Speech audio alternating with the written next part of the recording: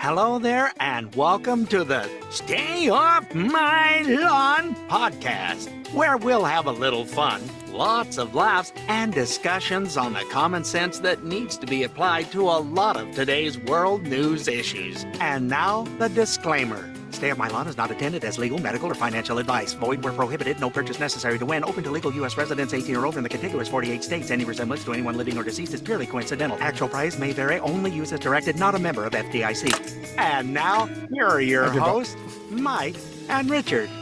I was trying to write down all the side effects. And... If I was closer, you'd have hit me. You were throwing things at me. Mom, he's being mean again. Mom doesn't care. Yesterday was her day. She didn't care. Oh, man.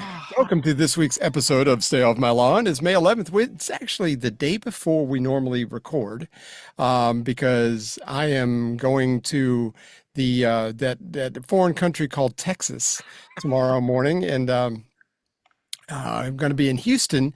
So come see me in Houston if you live in the area. And so we will be there for a couple of days. So we're going to record this a little bit early, but this is episode number 162, and hopefully we'll have this up tonight, if not tomorrow morning. So it's all about me now. When we get done, he does the front end, I do the back end. I don't know. Is that like being the back end of a two-person horse? Yeah, maybe so. Yeah. I don't want. Yeah, we probably shouldn't go there. I don't want to even say what that sounds like. I get it done and send it to him, and then we're all finished. You're talking about another country named Texas. I'm sorry, I saw this yesterday. There was a young lady who goes, "I've got my passport. I'm all ready to go. I'm leaving the U.S. I'm going to Hawaii."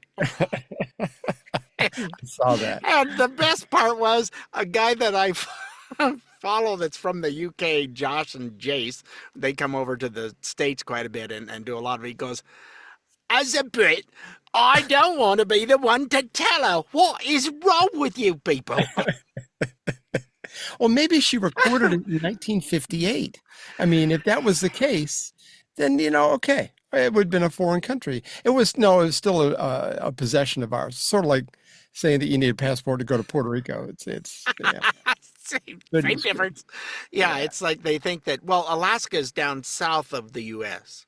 Yeah, that's it. Yeah. Because it's on the map. That's where you see it when they show us the United States. Yeah. Here's Alaska down here along with Hawaii. Yeah. Down in the Gulf of America it is. Yes. That's why it's so cold. What? And yeah.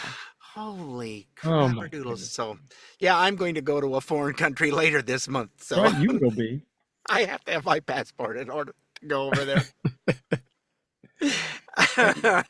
Yeah, so while we're, and I'm going to be in Alabama while you're in Hawaii. Yeah. See, one of us has a better place to go to. I mean, I've got people with less teeth, so I don't know what you're worried about. I know, but I got people with less clothes, so yeah, you're right. You win. Yeah. Coconuts and grass skirts. What more can you ask for? I mean, if you wear the coconuts in the right spot, I think. But yeah, that'll be on the 26th, and we've got a special treat for you on the 26th. Yes. So stay tuned for that. We'll explain more next week on what that is. But since we're both going to be kind of busy, we're too busy for you people. It's our the year of our 50th anniversary, and this is something that we're doing for it, and we're going because we also have accommodations when we get there at my daughter and son-in-law's house with the grandson. So there's accommodations cost a lot in Hawaii too. Yes, they do, and how do you think I'm going to be able to be there 13 days? And unless you want to stay somewhere where they have the big roaches, like tasty if they're barbecued just right. I mean, even if you eat them raw, as long as they don't squirt out of your mouth. I mean, when you bite into them, it's not so bad. It's not so bad. Drink some wine with it, you're fine. We'll have to get to these stories. This first one, Cole Allen, the White House Correspondents' Dinner shooter, which everybody saw in the video, he pled not guilty. I think he said something like, "Where?" I wasn't even there. No, that wasn't me in the mirror taking pictures of me with all of my my loot and my ammo and my weapons on me. Ah, wasn't When you rip, me. when you rip my shirt off, or that guy's shirt off, I mean, it wasn't me. Yeah, okay. So anyway, he pled guilty. He pled not guilty to all four charges. And those four charges were, I was not made aware of what these charges were previously. One, of course, is the attempted assassination of a president, transporting firearms interstate, which is, he brought them from California. He discharged a firearm during an act of violence, and assault on a law enforcement officer, which he shot. They did determine that I think it was one of the pellets from that 12 gauge that hit the Secret Service agent in the vest. Yeah. And it was determined that it was because it was double-aught buck, which is about the size of a 9mm slug. Yeah. So those have that. Those cartridges have 9 of those pellets in them. So, yeah, and that's because that's mine. So I know exactly how big those are. And now it hoit. Yeah, even with a vest on, that's going to hurt. And I know people. Of course, I was in electronics and I was in the military. I wasn't one of these tough guys, but I know people that went in and they actually had to get shot with things with a vest on.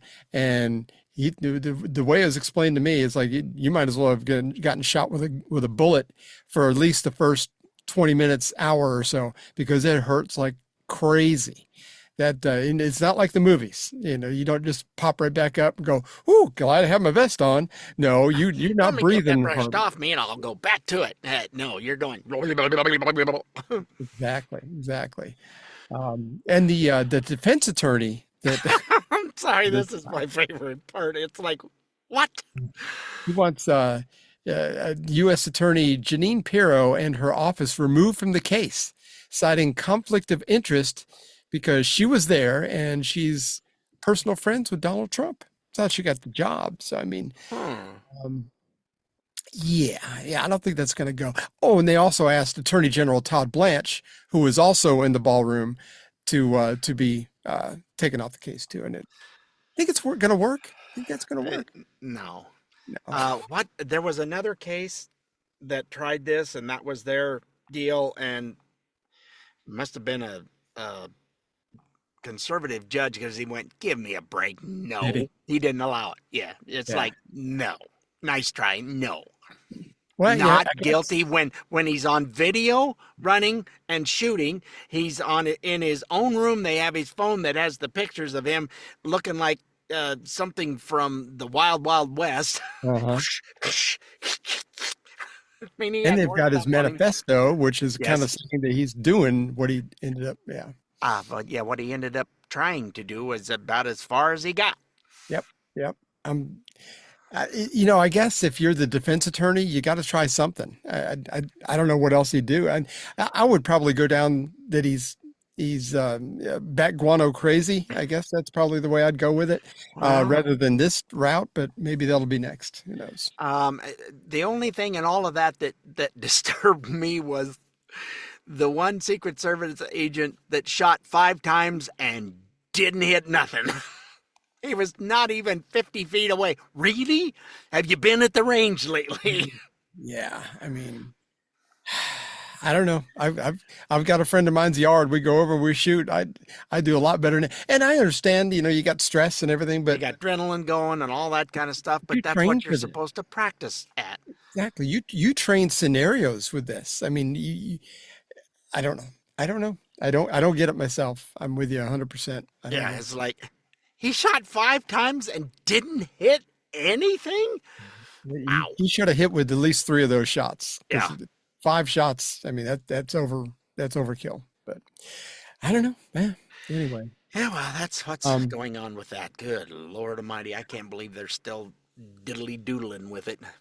Yeah. Well, we'll just have to wait and see. I mean, I think he's probably going to end up with life in prison. He might end up suiciding himself between now and then. Who knows how that all works?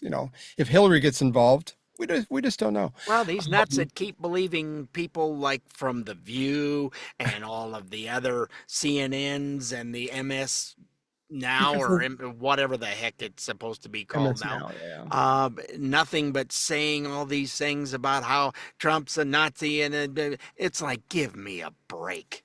I mean, they're just so convincing, such convincing people. What, why wouldn't you believe it? And heck, if he's Hitler and the reincarnation of Hitler, we got to take him out. And but they're talking about the right wing rhetoric. Yeah, okay, whatever. Sure. We bring up the government overreach with the COVID fiasco quite often on this show, and it's mostly because I personally. We do? Oh. Yeah. Am I there? We do. We both. I want to be reminded of this stuff so I don't forget how they acted.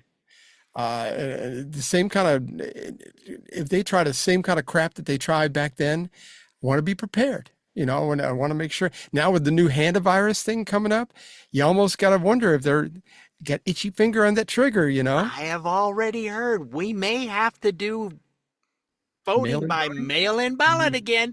No. Yeah. I'm sure they're eyeballing some kind of draconian BS that, anyway.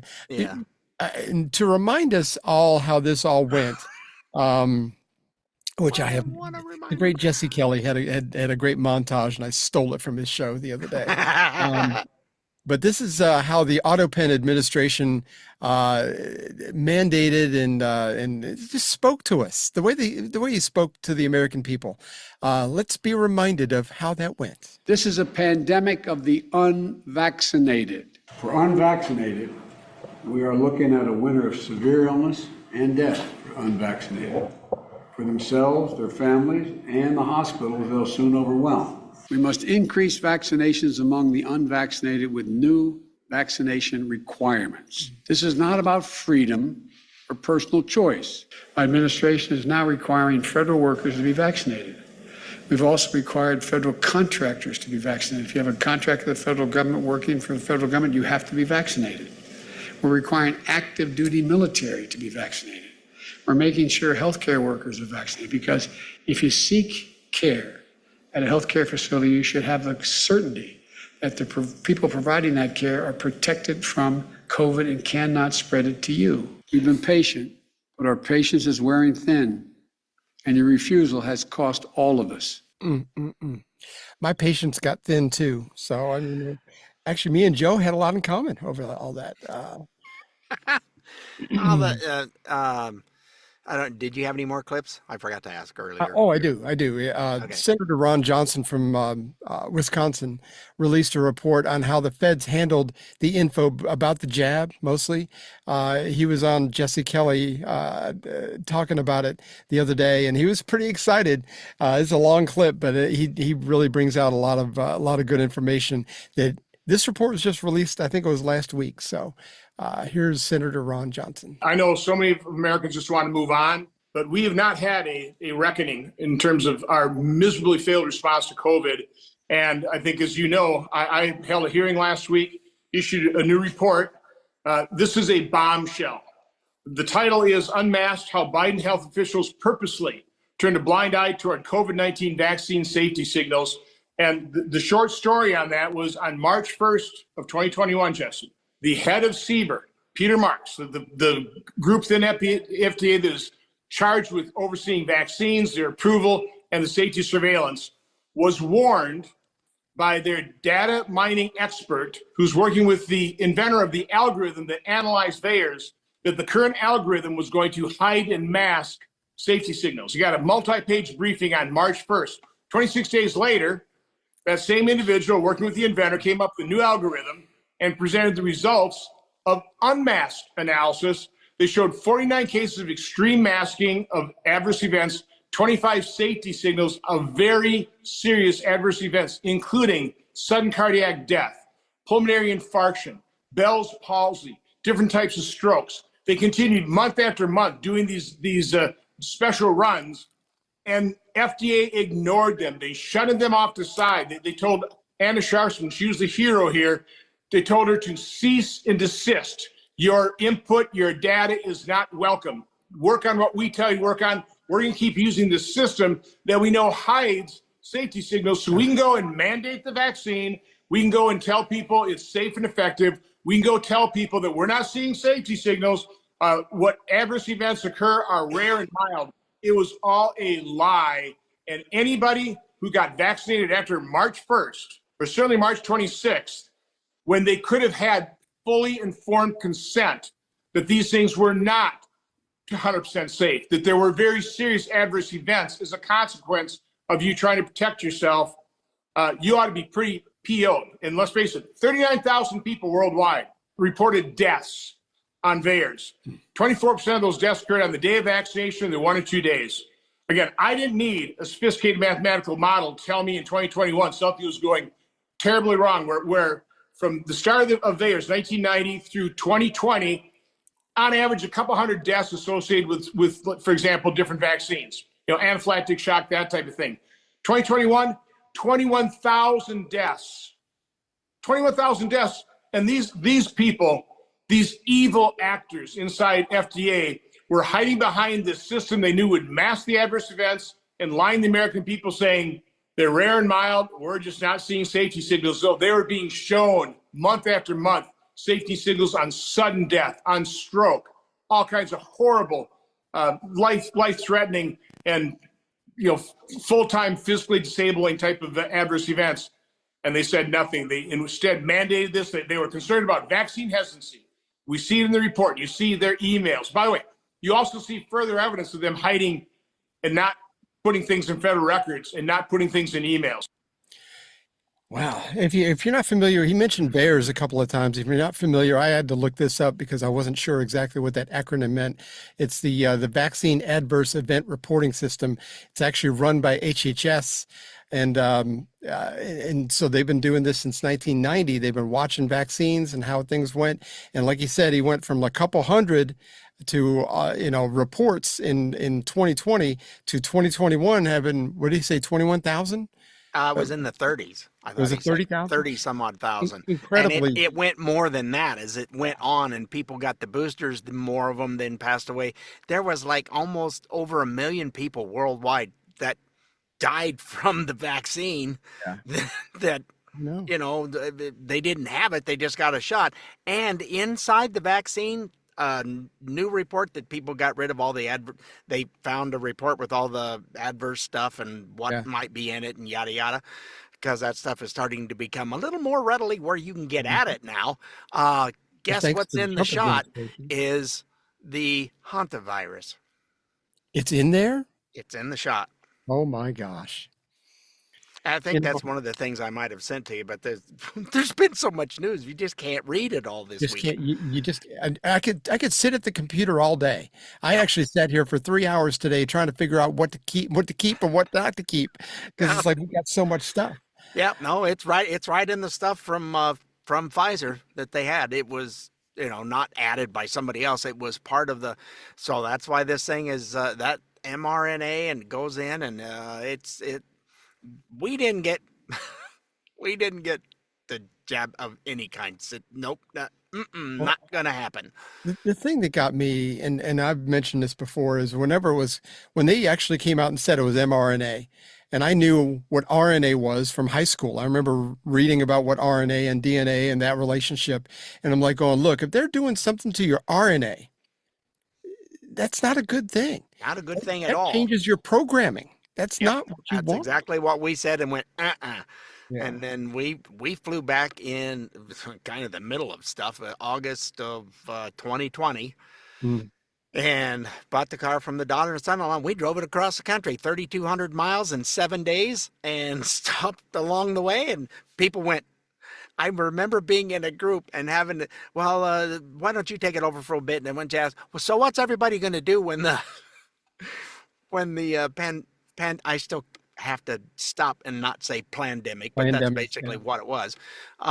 Do when it's over. I'm going, well, I don't know. We just got home here about 3 weeks ago from driving across the country with the car we bought. And he just looked at me like I had 4 heads and was, are you trying to get yourself killed? It's like, whatever.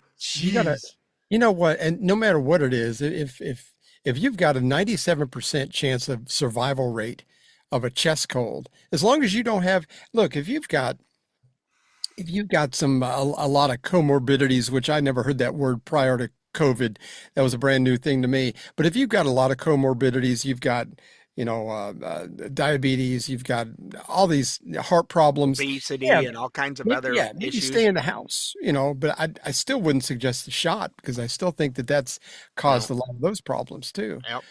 Um, Not but, a good thing. so this new hantavirus, that was the first thing I thought of though. And I'm like going, they've got all these people in quarantine right now in Atlanta and in Nebraska, I think it is. And they're watching them really closely. And Jay Bhattacharya, I just saw him come out yesterday, I think. No, today, and said that look, you really have to be on top of somebody in order to get this. It's not like COVID where it was a virus that kind of passed in casual passing. This is a different thing. But Jay Bhattacharya was also one of the voices of reason back in the day. And so they're not going to listen to him either because, they're going to consider him an anti-vaxxer because he was just, even though, was he at Stanford? Is he something? And I'm not an anti-vaxxer, but this thing, like you were saying, it's like was familiar with that as well. I'm going, I don't want to take something that's gonna screw with. No. I'm weird enough. I don't need any additional help. And now we find out, the spike protein, it hangs around for a lot longer. It multiplies itself. I mean, it depends on your system, how it reacts. And man, if it clumps together, and that's what's giving people heart stuff, and it attacks your heart, it attacks blood vessels and plugs things up. And I've known two people that have had open heart surgery. That's not much. Not long after the shot. This day and age, you don't hear of that as much. It's happening a lot right now. Yeah. And I know that everybody, at the very least, everybody who had the shot and the multiple boosters, they got COVID multiple times. Yep. If I got it, I was symptom free. So, I mean, I don't even know. I mean, I watched people be sick for like 2 weeks, but they were like going, well, that's why I got the shot. Thank God I got the shot. It might have been 3. I'm like, what? And here I am just living my life. I think when in 2022, when I started chemo and radiation, my oncologist said, did you get the coronavirus vaccine? I said, no. He says, well, I would highly suggest it. I'm like you can suggest whatever you like. That's right. It's like, nope. You remembering you're not talking to a kid. I'm not going to do it just because you suggested. I'm not. Didn't like the makeup of that at all. Do you remember the X-Files? For that, did you ever watch the X-Files? No, maybe part of a show here and there. Yeah, I'm familiar with Mulder and Scully or whatever the names Mulder were, and Scully. I watched a couple of them, and it was just kind of like, it's just a little bit too far out for me. But yeah, it was not my cup of tea. In 1998, between seasons 5 and 6, they made a movie called The X-Files Fight the Future, where hantavirus was mentioned. And it's pretty interesting. Here's that clip real quick. Are you familiar with the hantavirus at your mother? Yeah, it was a deadly virus spread by field mice in the southwestern United States several years ago. According to the newspaper, FEMA was called out to manage an outbreak of the hantavirus. Are you familiar with what the Federal Emergency Management Agency's real power is? FEMA allows the White House to suspend constitutional government upon declaration of a national emergency. Think about that. What is an agency with such broad sweeping power doing managing a small viral outbreak in suburban Texas? You're saying it wasn't such a small outbreak? No. I'm saying it wasn't the hantavirus. Well, what was it? When we were young men in the military, your father and I were recruited for a project. They told us it was biological warfare, a virus. What killed those men? What killed them, I won't even write about. We have no context for what killed those men, or any appreciation of the scale at which it'll be unleashed in the future. A plague? A plague to end all plagues, Agent Mulder. A silent weapon for a quiet war. The systematic release of an indiscriminate organism for which the men who will bring it on still have no cure. They've been working on this for 50 years. While the rest of the world have been fighting crooks and commies, these men have been secretly negotiating a planned Armageddon. Negotiating with whom? I think you know. The timetable has been set. It'll happen on a holiday when people are away from their homes. The president will declare a state of emergency, at which time all government, all federal agencies will come under the power of the Federal Emergency Management Agency, FEMA, the secret government. They call me paranoid. Now, it wasn't necessarily FEMA, but it sounds very familiar. It was HHS and FDA and all that back during the COVID thing. It's like, and this was a man-made manufactured thing out in China in Wuhan. I mean, this is and supposedly I read somewhere today, and I don't know how true this is, but the CIA would actually give the X-Files some ideas for their shows. Now, well, there was a writers that knew somebody I heard that before. Now, had you ever heard of hantavirus before? No, never. Oh, I have. It's you know, when you're dealing in old barns and you're going through stuff, you really should have a mask on because like mouse droppings and rat droppings, right? Yeah. Yeah, the little critters are all over the place. I don't go under my house without a mask and stuff on. I'm out in the country. Yeah, there's bait under there, and they don't stay very long. But, well, but by the same token, I don't want to have any of that issue because your face is this far from the ground when you're trying to go underneath. Sure. There's a reason it's called a crawl space. Yeah.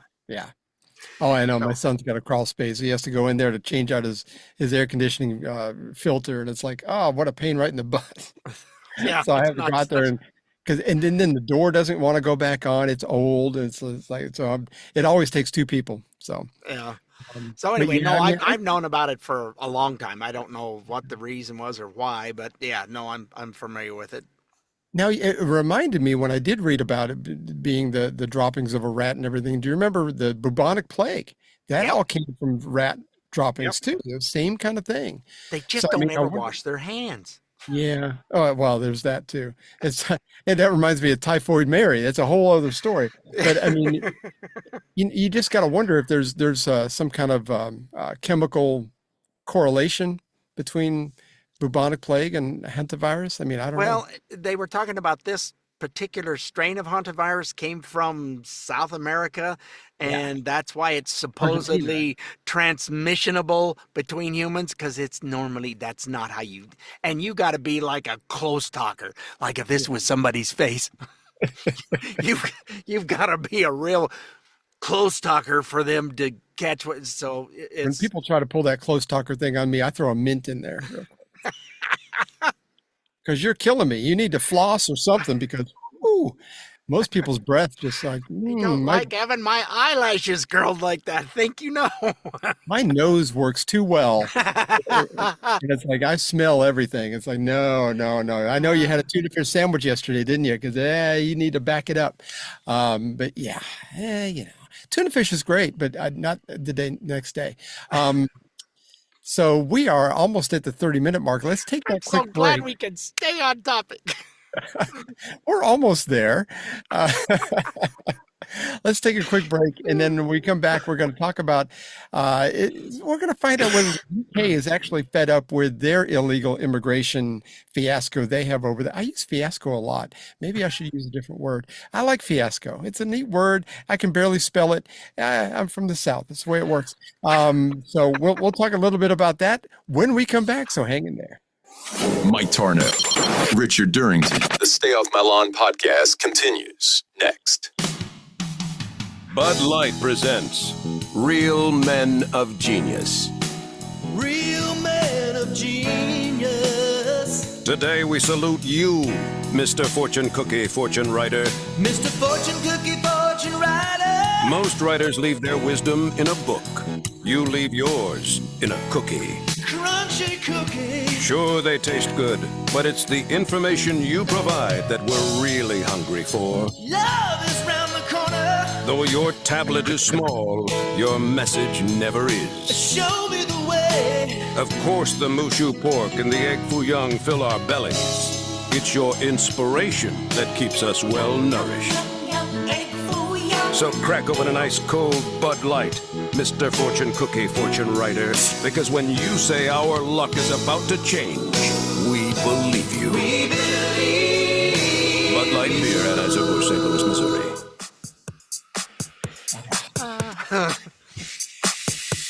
Still get lottery numbers on those too. That's what I was just going to say. Don't forget to turn it over. Sometimes they're on only on one side, but some of them have the numbers on the back. And don't forget to go play those because they'll surely take your money just for fun.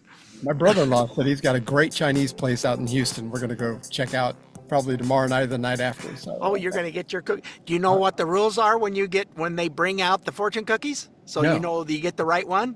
What are the rules? Where the little fold thingy on the end, Yeah. if that's pointing at you, that's yours. Whichever one is closest to you, when it comes out, they set it in the table and it's like, okay, this one's closest to you, this one's yours, that one is pointing, it's mine. Otherwise, it doesn't come true. Whatever. Yeah, it's got to be. It was the one that was meant for you. Love is around the corner. Something like my that. girls would go, okay, Dad. We didn't go out Chinese very often, but when we did, they knew the rules. It's like, okay, which one is mine? I'd divvy them up. And my best thing, I like the taste of those fortune cookies. Yeah, I'll eat the little cookie. I think they're fantastic because I'll grab them because we have a place around the corner here, Hong Kong, and we go over there and get the General Tso's and I'll grab a handful of they don't care. They're happy they're just happy to take my money. Well, if you get too vociferous in your attempt at chomping down on the cookie, you get a little floss that you get to pull out afterwards. That's true. Yeah, you get the floss. It's like an all-in-one combination. There you go. Yeah. Very helpful with that. But anyhow, that's our little game when we go to as a family is which one is yours, and the wife and I still do that. It's only two of us, so it's not that difficult. Yeah. I never heard that. That's all right. Yeah, it's just kind of a fun little thing when you go do Chinese. Which one is closest? Which one is yours? If you can't decide, it's which one's got the little points pointing at you. So that reminds me, if you need to follow us on Facebook and Instagram, I will actually post whatever I got. I'll post the fortune I get. Cool. Down in Houston, I'll post what it is, and of course you can make fun of me, whatever it tells me. Maybe one day your hair will grow back. Yeah. So anyway, not in my ear, on my head. I don't want it in. Yeah. It's like, the ones in certain parts of my chest, they grow that long. What the heck is that? Anyway, a lot of people in the UK are fed up with illegal immigration, just like we are here in the U.S. And a lot of it over there, just like here, is that these people are coming in. They're like hoovering up all their resources. Like their version of Medicare and not Medicare, but Medicaid, and just whatever the other things that they take the like the SNAP benefits and those kind of things. It's like almost all of them are on some kind of public assistance. Well, and they're tired. The people are tired of paying their taxes for them to have free room and board. Right. In Ireland, they've taken it to a whole new level because they've burnt down some of the hotels they were in. They're fed up with it as well. So it's getting real ugly over there, and people like Keir Starmer and the Labor Party seems like they're kind of like locking down on the well, if you don't like the immigrants, you're just being hateful. Oh my gosh, I get so annoyed. No, we love it when they stab our constituents. Yeah. Well, last September, they had this thing called a Unite the Kingdom rally in London, and about 1 million people showed up, which was really, really cool. And if you just Google that, you'll be able to see these crowds. There's a lot of people. And there's another one scheduled for this weekend. As a matter of fact, Glenn Beck had mentioned that he's over there in London now. They invited him to be part of this rally this coming Saturday. So they're expecting even more people this year. Keir Starmer, being who's got the IQ of maybe a block of silly putty, and maybe I'm giving him too much credit, but he sent out a warning this week about this weekend's rally, and here's what he had to say. And you'll see it again on Saturday at a march designed to confront and intimidate this diversity and this diverse country. That is why this Labour government will block far-right agitators from travelling to Britain for that event. Because we will not allow people to come to the UK to threaten our communities and spread hate on our streets. Spread hate in our streets because you want your country back. That's hate. So that's what they're painting. It has nothing to do with patriotism. That's kind of an interesting thought to have, but I just saw before we got on the air today that there was someone who said he probably might resign before the end of the week. Yeah. Because the balloting, do you have the information on all that? Yeah, I do. Oh. Yeah. It sounds like they don't have to import people in the first place. I know he's talking about people getting imported in. And is that not telling, and maybe I'm reading into this too much, is that not telling that that's where his brain went? Because that's what the leftists do. They import people for their rallies. So they expect that everybody else does. Maybe I'm reading into it, but that, to me, that's... Yeah. Anyway, this comes on the heels of local and regional elections from last week, and all the it was crazy. Over in the UK, the Labour Party, who's dominated politics for the last few years over there, lost over 1,000 seats in their local and regional elections. And the Reform UK, the MAGA type party led by Nigel Farage, gained almost 1,300 of those seats across England and Wales. Nigel is going to be the next prime minister. I just love Nigel. I saw a picture of him. It was a big grin on his face. He's kind of goofy looking with a big grin. But man, he was happy. He was happy. They were just totally lambasted. All of the prognosticators, nowhere close were they right, because in England they run the media, so the media is going to say what they're told to say from the government. So if that's not as close to being, but I think at least they're open about it. We run the media here. The left, the Democratic Party definitely runs the media here, but they're we don't do anything with the media. We're not. And that's not going well. Do you know that I saw that since 2016 or something like that?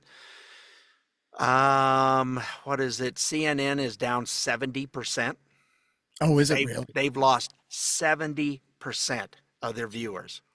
And they're about to can a bunch more people because they can't afford to keep paying them. And they were a big deal in your state. You said that they had this monstrosity tower building, and I went on the tour of it 20 years ago. It was fantastic. Yeah, it was I actually saw headline news. Whoever was doing that, because that headline news back in the day was every half hour they would give the news of the day, and it wasn't so political back then. It was just like but it was cool. I saw the broadcast, and it was beautiful, beautiful studios, and it's a big tall tower. Apparently, it's mostly empty now. So, yeah, they're not there anymore. They're in the original little small studio they started out in. They went back to that. It used to be a big food court in the bottom, sort of like at a mall. I mean, it was beautiful, absolutely beautiful. Yeah, it's sad that they've gone that way. And I think, Ted Turner was kind of a very, very lefty. And when he sold, and apparently whoever bought it, and I don't know who that was, he's even more so, or he or she, whatever.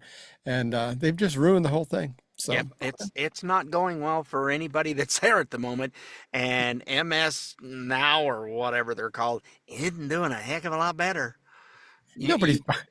People are going, I'm tired of you being lying to me. I mean, some people will go, did you know? I said, no, that's not what happened. What were they hoping to accomplish by moving the name from MSNBC to MS Now? NBC wanted nothing to do with them anymore. It was pulling them down. They want to tell their own lies the right way. I was going to say, NBC lies too, though. CBS is the only one that's starting to kind of like maybe get it a little bit. Just, kind of, sort of, somewhat. Somewhat, yeah, a little bit. Anyway, not long ago, Slovakian politician Milan Mazurek addressed the EU with some biting commentary on the immigration thing. So good.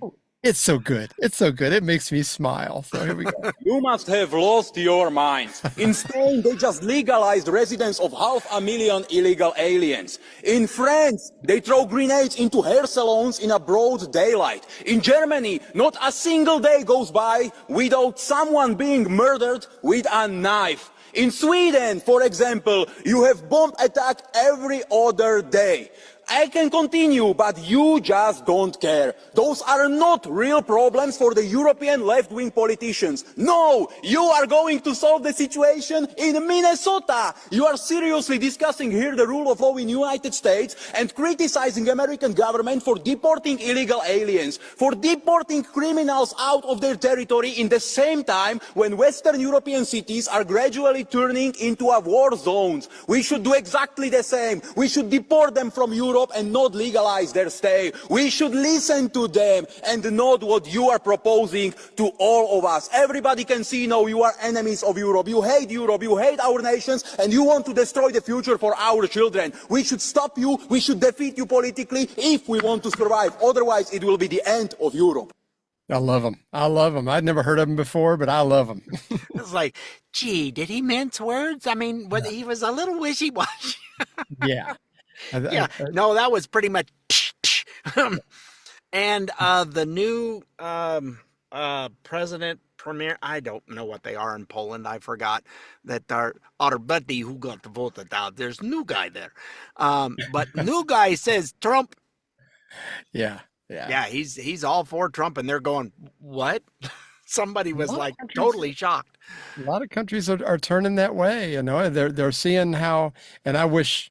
Javier Milei. I wish Trump fiscally was more like Javier Milei, because he has turned that country around fiscally. It's fantastic.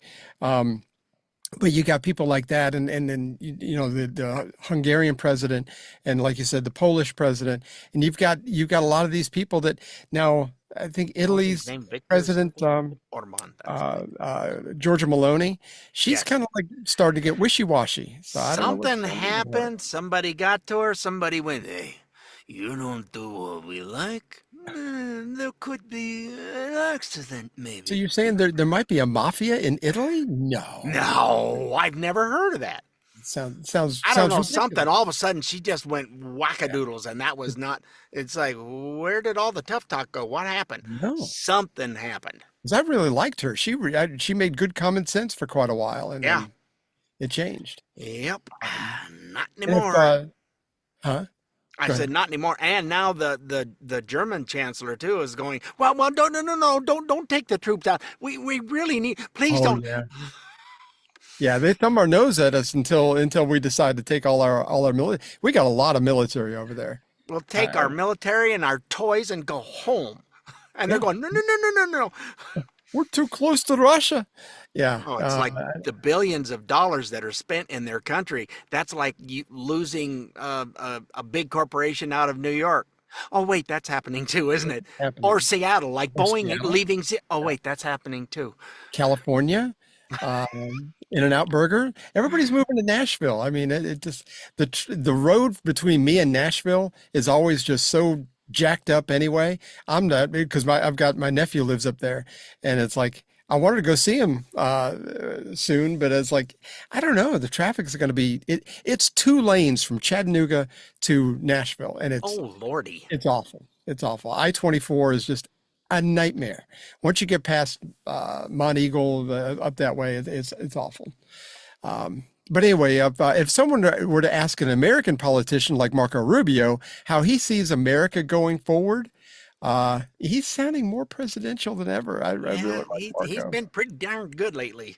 He sure has. Here's what he had to say when they thought they had him out of gotcha. Here he is. I got to ask you, what is your hope for America at a time such as this? My hope for America? And how do you personally deal with that? Yeah, look, I mean, my hope for America is what it's always been. I think it's the hope I hope we all share. We want it to continue to be the place where anyone from anywhere can achieve anything, where you're not limited by the circumstances of your birth, by the color of your skin, by your ethnicity, but frankly, it's a place where you are able to overcome challenges and achieve your full potential. I think that should be the goal of every country in the world, frankly. But I think in the U.S., we're not perfect. Our history is not one of perfection, but it's still better than anybody else's history. And ours is a story of perpetual improvement. Each generation has left the next generation of Americans freer, more prosperous, safer, and that is our goal as well. But it is a unique and exceptional country, and as we come upon this 250-year anniversary, I think we have a lot to learn and be proud of in our history. It is one of perpetual and continuous improvement, where each generation has done its part to bring us closer to fulfilling the vision that the founders of this country had upon its founding. I like the way he talks. Now, I do have one argument with him as far as the every generation is more prosperous and better. The 4 years under President Otto Penn has screwed us up so badly. We went backwards. We did. The generation behind us, I mean, they're having a hard time buying houses. They're having a hard time affording gas. I mean, not getting educated properly, just like we were talking earlier about needing a passport to go to another country called Hawaii. I mean, they have no idea. They don't know any of this stuff. They took civics out. It's not the way to, keep them stupid, and then they'll vote for whatever you tell them to. And and it works. It unfortunately. But at the same time, they think they need a passport to go to Hawaii.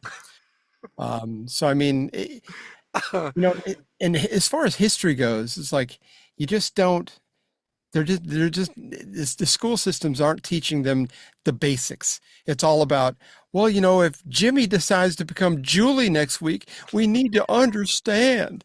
It's like, that's kind of going away a bit too. Yeah. So Thankfully it is. But in 2028, or even with this midterms, if we don't do well at the ballot box, then we're gonna be in trouble again. We might go right back down the same road we were in. So it's kind of hard to know.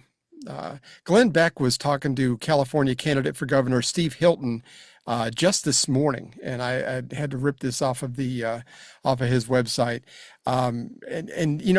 This guy, by the way, he's from Great Britain originally, but he has not only made himself an American citizen, he has actually completely 100% renounced his British citizenship. Yeah, he does not have dual citizenship. Yep, it's completely gone. And most people want both because it's like, well, I might be able to get the pensioners stuff from my home country, and I suppose I get that if that's the way the rule is, but anyway, it's a kind of a unique thing for someone to move here.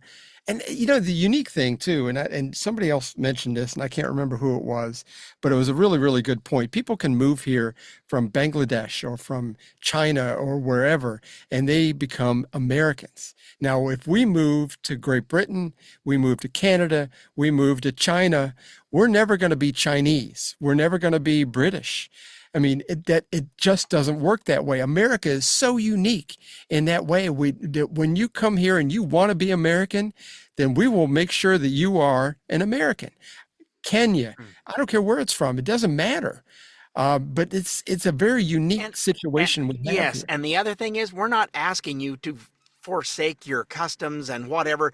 That's why we have Chinese restaurants. That's why you can go get the Thai restaurants. You can go Mexican, whatever you want to eat. Those are customs that were brought over, and that's why it's a melding pot, and you don't have to give that up. But by the same token, if you don't want to assimilate and be part of, Italian restaurants, the whole thing, if you don't want to be part of the country and you want to try and take it over and make the country the way it was in your crap hole place that you came from, that's not going to go over well. No, I agree.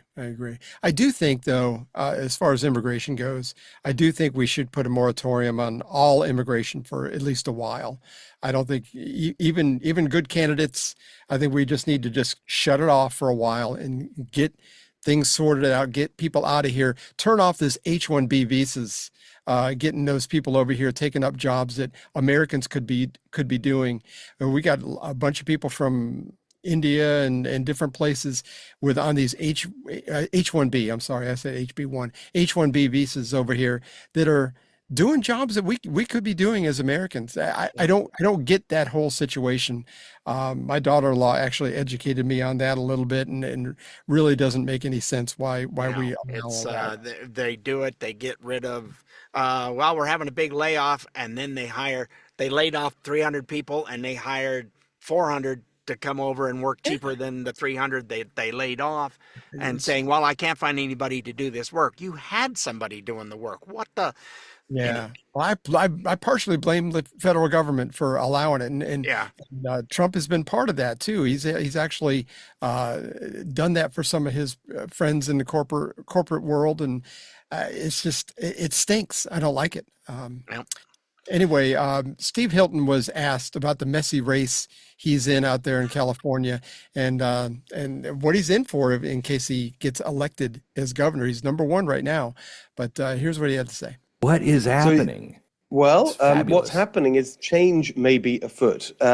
As you say, I've been leading in the polls for most of the year, actually, and this state is a disaster. I mean, what's really interesting about California, if we just take a step back from the daily atrocities committed against the people of California by the Democrats who've been in charge. If you think about what's been going on, it's 16 years now in California, one-party rule.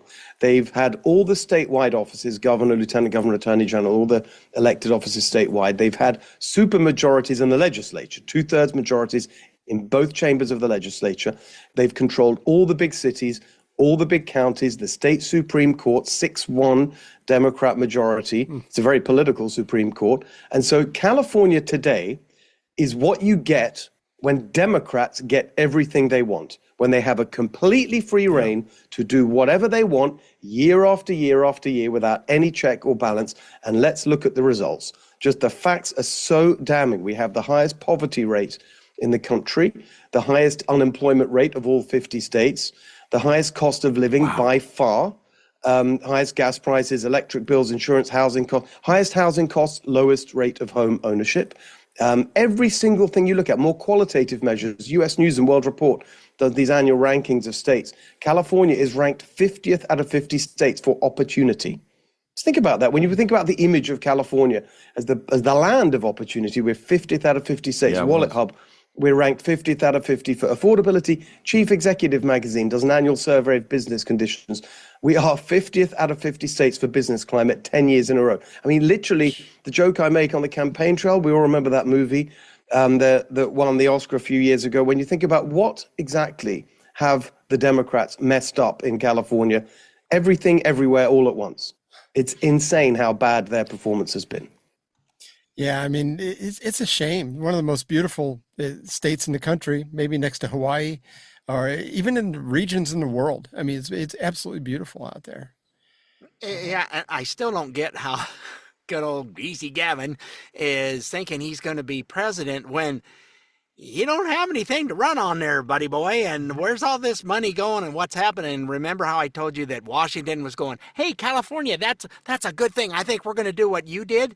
And that's what's happening up there. All of a sudden, their governor's going, oh, crap, Boeing is leaving. You've got some other big corporations that are going, you're not taxing us like that. We're gone. See, and how in the world do you not learn your lesson? But as far as Gavin goes, it's like, look, we called your previous employer and they think you suck. Yeah. know? They said, yes, you did work there, sort of. Because you had a podcast, didn't you? Yeah. Gosh. Oh, Lordy. Yeah. Did you have anything else on Steve? No, that was all I have on Steve. Yeah. Well, we're picking on California again today. So, they're just ripe for the picking. The fruit's ready. I mean, you know. It really is. It's they had a debate. From Mexico or whatever. Yeah. Anyway, go ahead. Yeah, well, that's a little farther south. But anyhow, Spencer Pratt he's running for mayor of Los Angeles. And he brought receipts and he didn't have to look at notes. They give him a question and he just lambasted her. Yeah. Well, both of them. And the one from India, I think it is. Yeah, I think is that where she's from? She just was like, this is not a friendly interview at all. This is not a friendly debate whatsoever. In fact, all I can do, I can see her, and her name just went right out of my head. Oh, the sitting mayor now? Yes. Karen Bass. Bass. Yeah, there we go. Sitting mayor now, and I went, oh, Bass. Oh, yeah, Karen Bass. Yeah. She was just, she had her mouth agape more times than not, and just, she couldn't even defend herself because there was nothing to defend. It just flat, these are the facts, period. Well, they asked her about the Palisades fire and everything, and it's like, and she just lied, and she wasn't even here. She was in Ghana, I think it was. She was somewhere having a lunch with somebody. I don't remember what it was. I mean, first of all, if you're a mayor of an American city, Omaha, Atlanta, White Georgia, what the heck are you doing in a foreign country? What business do you have over there? Is some big industry in Ghana going to move to LA or something? I mean, not that I know of. But the funny part is, this is a Republican in what's supposed to be a deep blue state that's not so blue anymore. It's turning redder all the time. He won the debate with an 88% approval rating over these two ladies. Neither one of them had double digits. I think one was 7 and the other was 5 or some such whatever. So yeah, that would be the 12. That makes sense. That's it. That's all the more approval they got. They got just slammed. It was so good to see that coming out of It wasn't even fair. It wasn't even fair. No. It was like a trans guy in a boxing match. I mean, yeah, they got the soup beat out of them. Yeah.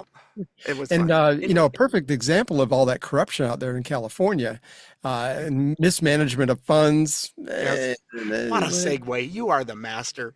That's what I'm thinking. I mean, I wrote it down that I'm the master right here. But it wrapped all this corruption up into a virtue signaling bow, with a virtue signaling bow. And anyway, this just hit the news recently. Here's Britt Hughes explaining what we're talking about. So Gavin Newsom's California just announced that they're going to be providing free diapers for newborns across the state. Sounds great, right? Wait a minute, because this is how they get you. Newsom says the Golden State Start program will give families 400 diapers when they leave the hospital with their newborn. And of course, leftists are using this to claim that Newsom and Democrats are more pro-family and pro-life than Republicans. Except, here's the thing. At 10 diapers a day, 400 diapers will get a family with a newborn through about 5 weeks. The program is going to cost the state upwards of $12.5 million next year alone, up from $7 million this year. So I'll let you do the future math. That money is going to be funneled through a nonprofit called Baby to Baby, which will then hand out their branded diapers to 400 participating hospitals. California has about 500 plus hospitals, give or take. Oh, and did I mention that Baby to Baby's CEO, Nora Weinstein, is really good friends with Gavin Newsom's wife and even sits on the board of her California Partners Project? Baby to Baby's board is also stocked up with Hollywood celebrities, including Miranda Kerr, Ciara, Julie Bowen, Kelly Rowland, and Jessica Alba, most of whom donated to Gavin Newsom's campaign. So instead of lowering taxes and letting families keep their own money so that they can go buy things like diapers, California takes their money, pumps it through a nonprofit that's stocked with Gavin Newsom's political buddies and campaign donors, whose CEO made $240,000 in 2024. All to provide a free service that's available only in select locations. So that cash then lines the pockets of the people at the top. California taxpayers end up paying through the nose to the tune of millions of dollars for overpriced diapers. And Democrats call it compassion and use it to solicit more votes for people who are too ignorant to recognize this Ponzi scheme. Now you know. Look how much I care for the poor people. Look how much I care for kids. Yeah, that program is about as good as those diapers are filled with. Yeah. That reminds me of that old saying that diapers and politicians should be changed out frequently. For the same reason. Yeah. And if anybody's ever had a baby, dang, that seems like that's all you get done when they're new little is like, holy crap. I had neighbors when we had our third and they came over with 2 huge cases of diapers. Oh, that was awesome. It didn't last that long, but it was still, man, we didn't have much at the time. And that was just a blessing. But yeah, you change them a lot. Yeah. A box of diapers now, or even a Costco is like $40, $45. It's like, unless you catch them on sale. So, I mean, it's insane. And, we've got the 2 grandbabies. So, I mean, my son and daughter-in-law are like, time's tough. Yeah. I get it. I totally get it. So, anyway, I guess that's it. What? We said anyway at the same time. It was stereo. You missed it. Yeah, I did miss it. We do have a Paul Harvey rest of the story. We need a palate cleanser. Thank goodness. This one's about a young man that almost died during the war, but instead he made a little bit of a name for himself. Let me see if I have that one. There it is. All right. Here's Paul Harvey. The rest of the story. Charlie was dying. He was barely 25 years old, a private in the United States Army serving in Cuba, the Spanish-American War. Young Charlie was in the medical corps. Back home, he'd worked in a drugstore. Remember that. Back home, he'd worked in a drugstore. So here at the front, his knowledge of medications was valuable. The plague in those parts was fever, and Charlie got it with both barrels, yellow fever complicated by malaria. Charlie was dying. To doctors back then in the autumn of 1898, such fevers were still mostly mysterious. It was pretty much up to the patient to cure himself. Most patients did not. For the doctors ministering to Charlie, there was no question that the young man's life was lost. Shortly after midnight, he lapsed into unconsciousness. One of the physicians took Charlie's pulse and shook his head and said, "Good as dead." Charlie's name was entered on the casualty list, would appear in the next day's newspaper as yet another fever victim. But it was just as the doctors were agreeing that Charlie, now unconscious, would soon be permanently so. It was just at that moment that the Army private departed the war zone for the twilight zone. Suddenly, Charlie felt free. It was as though he were poised at a corner of the ceiling, looking down at his own apparently lifeless body, looking down at the doctors and the nurses, watching everything they did, hearing everything they said. One physician was making out a report, another giving an order, two nurses were talking, saying, "What a shame." The whole matter seemed strangely unimportant to Charlie. He had seen and experienced enough misery. He was glad that it was finished, but then Charlie was overcome by an unpleasant sensation, an inexplicable instantaneous awareness that if he did not return to that ravaged body, it would be as though he had failed some sort of an examination. And the next thing Charlie knew, he was feeling pain again. His body felt heavy again. And with that, he heaved a sigh. One of the doctors jumped, actually frightened. And then he called out to his colleagues, "He's still alive." And as the young man's breathing grew stronger, it became obvious that he would stay alive. To the physicians and the nurses, he would later accurately, explicitly recount what had occurred during his supposed unconsciousness. And many weeks in the hospital would help Charlie recover his health, although his attitude toward living would never be the same. Now, one of these days, each of us is going to die, and nobody, except through faith or speculation, has any way of knowing precisely what that means. Charlie had what some are now calling an OBE, an out-of-body experience. The supermarket magazines are brimming with similar first-hand accounts. But what happened to Charlie happened, well, before it was fashionable, 83 years ago.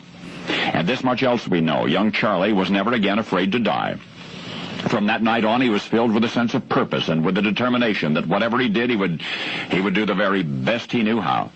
When he got back home, he decided what years remained would not be spent as a drugstore employee. Charlie would own his own drugstore. Charlie would own his own drugstore. Maybe the next time you visit his establishment, and you will, you'll think of the born-again enthusiasm that made it possible. I hope you'll remember the 25-year-old private in the United States Army Medical Corps who perhaps previewed Kingdom Come, only to return from the brink of death to give this world and himself a second chance. Charles Walgreen. Now you know the rest of the story. And who would it? You and I talked about this before. It's like up until the last 5 seconds, I had no idea. No, we kept going. I'm going, well, is it? Gee, who would have been? I don't know. Charlie, who's Charlie? What? I didn't know his first name. Walgreens? I know. Charlie, yeah. I didn't. Yeah, Walgreens is like CVS, except for they don't have the really long receipts. You don't get the 4-foot receipt for a pack of gum. Oh my gosh. Well, anyway, we hope you were somewhat informed and had fun like we did. Don't forget you can find us on iTunes, Spotify, iHeart, Amazon Smart Speaker, Rumble, or wherever you find those podcasts. And if you can't find those podcasts, just go and visit our good old website of stayoffmylawn.us for all our past and present episodes. And we'll see you next week, folks. Toodles, and thanks so much for listening, folks, and we appreciate all of you passing it on and talking to a friend. You are the best. Have a great week. We'll see you next week. Well, we had fun, and hope you did too. The opinions heard here today are not those of anyone other than Mike and Richard. If it made you laugh, or go, or even, then we've done our job.